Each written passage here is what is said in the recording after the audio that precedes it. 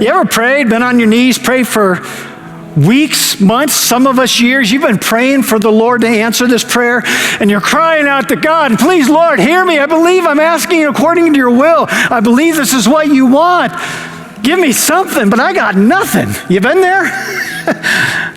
A few years ago, when our first granddaughter was born, a couple months after she was born, we found out that she was born with a condition that we were unaware of at the time. So she's in Phoenix Children's Hospital, month and a half.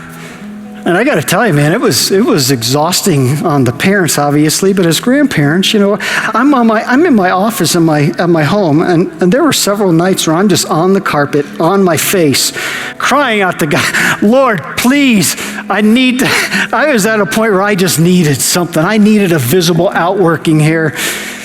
You ever been there? Well, I was at a ministry partner, and this opportunity we had on a Saturday, we would go, and there were people who were extremely poor. Some were living on the streets, and they show up to this outdoor market. There's toys, clothes, toothpaste, deodorant, anything you can imagine the people donated. So I'm down there, and Craig Johnson calls me over to the front of the line. Hey, Pastor Ed, come here. I want you to meet somebody. And I go down, and he introduces me to this really small woman. Her name was Shirley. And he goes, Pastor Ed, don't you have a granddaughter that's in Phoenix Children's Hospital? And I say, yeah, she's been there about a month. Yeah, we don't know what's wrong. Well, Shirley has a granddaughter that's in Phoenix Children's, and her daughter's there alone, and they won't let her in. But would you be willing to go visit her daughter and maybe just pray with her? So sure, I'd love to do that. And that afternoon, after we cleaned up there, I went to Phoenix Children's Hospital, and I walk in, and I can see the young mom, and she's kind of pensive. She's just looking out the window. So she's got her back to the door. And I walk in, introduce myself, and then I look at this little 5-year-old girl laying in the bed. And I'm telling you, man, I've never seen so many machines and tubes and noises in my life.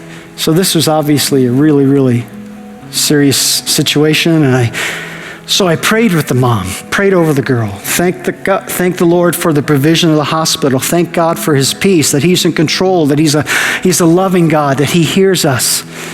Prayed, and I turned and I walked out, and I get outside the door, man, I got hit with a ton of bricks, and I had to step off to the side, and I just kind of slunk down the hallway. And 3 years later, still gets me. I started weeping. You see, I had realized all the things that I had prayed and the thanksgiving that I was able to give over that little girl, I hadn't done with my young granddaughter.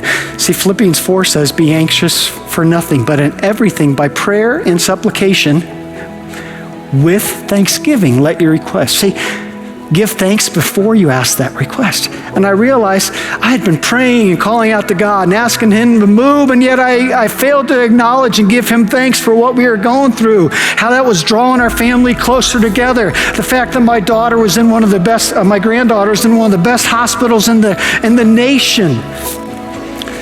And I realized, Lord, forgive me.